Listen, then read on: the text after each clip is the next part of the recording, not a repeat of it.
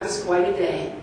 It was a day that wiped out emotions. You did not know which end was up.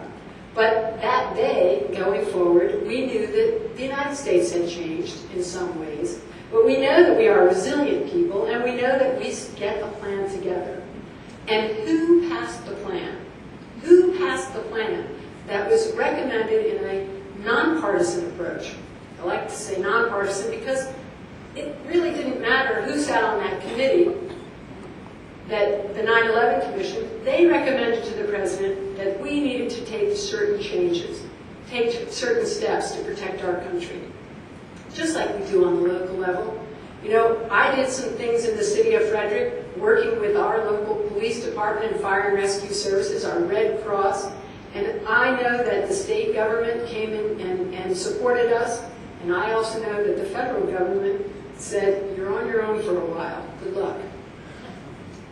That's not quite reassuring when you're the home of Fort Detrick, and that was clearly one of the things that people were talking about on the radio that day.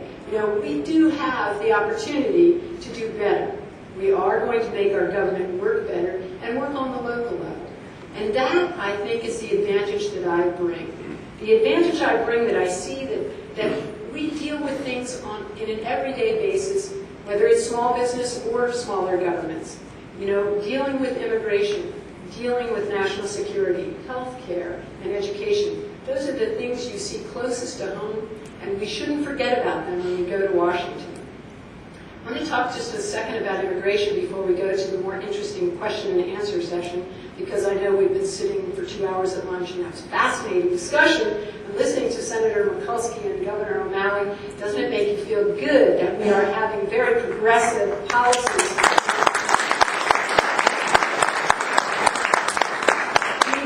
Progressive Democrats to be working for us and working together.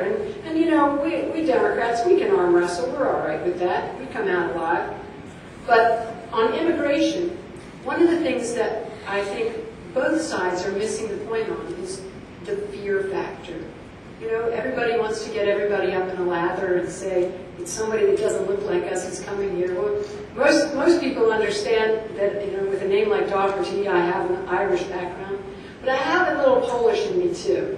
And my grandmother's mother came to this country as a young woman, age 19. She was a mail-order bride from Poland. Her husband, her intended, had a wife who had died after giving birth to 9 boys. And my grandmother's mother came over from Poland, of course, at age 19, not speaking a word of English.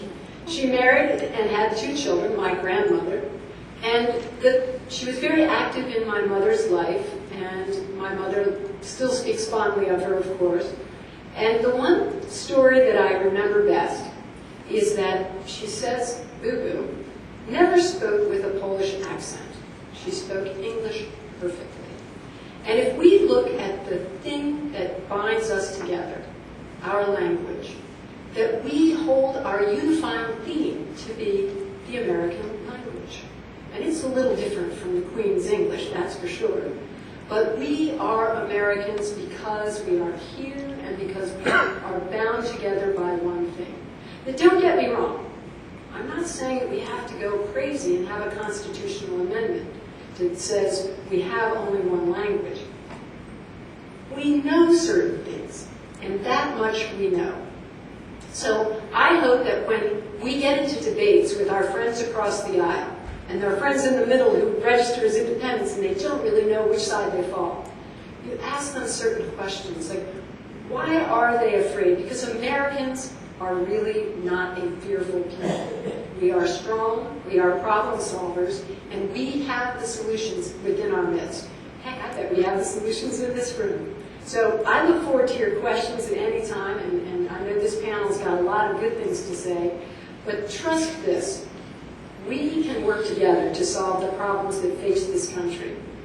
We won't be shy about it, but remember, the chief of police in the city of Frederick always says something really interesting and calming. He says, we're all on the same side here, and that's what we have to remember. We're all on the same side here. Thank you.